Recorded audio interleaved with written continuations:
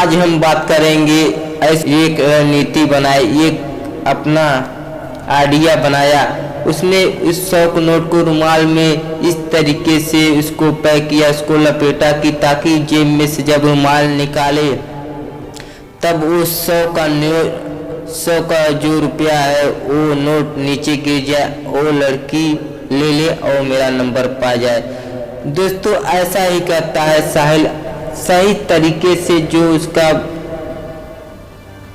अपना आइडिया जो बनाया था उस पे काम किया और रुमाल में 100 का नोट रखकर उस पे नंबर लिख कर रखकर उसको जेब में डाल लिया और फिर निकल दिया ड्यूटी का टाइम। दोस्तों ये इंटरेस्टिंग बहुत ही कहानी है अभी जो आगे आने वाला है।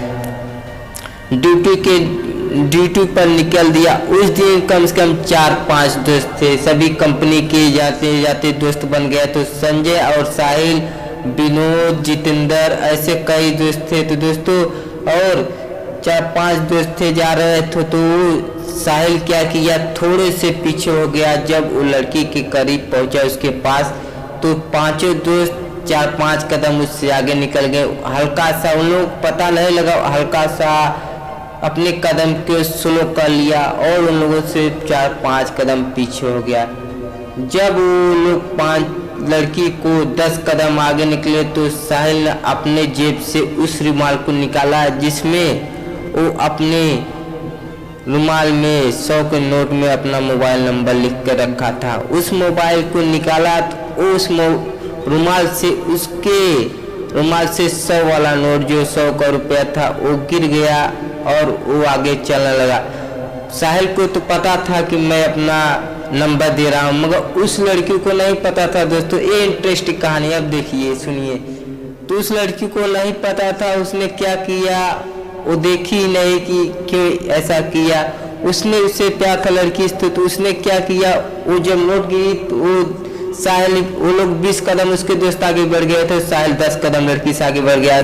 तो लड़की चिल्ला के बोली, हेलो हेलो आपका पैसा गिर गया है। क्योंकि लड़की को नाम पता नहीं था, उस लड़की का साहिल का नाम पता नहीं था, क्योंकि उससे बातचीत नहीं हो रहा था, सिर्फ नज़रों का नजराना हो रहा था, उन लोग नज़रों का मिलन हो रहा था दोस्त। तो इसलिए उसने उस पैसे को दिया। तो उस पैसे को पाकर साहिल बहुत मायूस हुआ कि मेरा काम नहीं हो पाया और मैं नंबर नहीं दे पाया। और ताना भी देकर बहुत खुश हुई कि मैं अपने जिसको मेरा जिससे रोज मुलाकात हुई उसका मदद किया मैंने।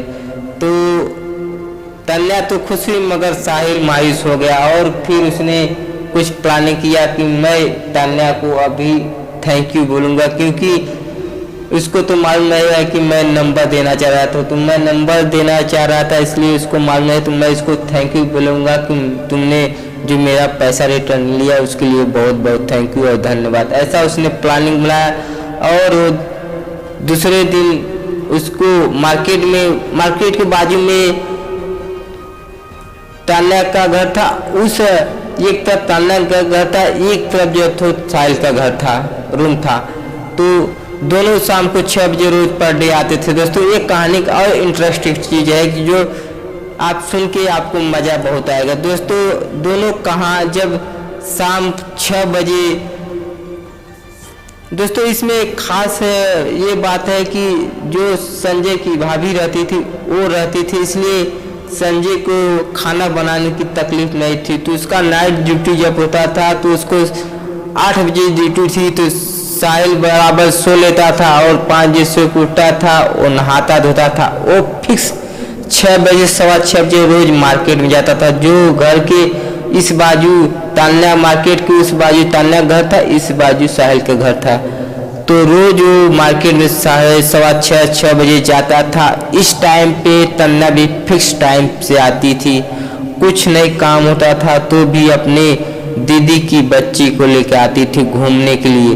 और रोज का उन लोगों से मिलन होता था, रोज उनका आंखों का नज़रों का मिलन होता था और रोज वो एक झलक देखते थे और उनका आंखों का जो सामना होता था काफ़ी अच्छा फील होता था साहिल को और तान्या को, क्योंकि वो दोनों से प्यार करते थे मगर वो लोग बोल नहीं पाते थे समाज के डर से। तो दोस्तों एक नज़र उन लोगों का नज़ारा होता था, आंखों से मिलन हो जाता था। तो यही देखते उसका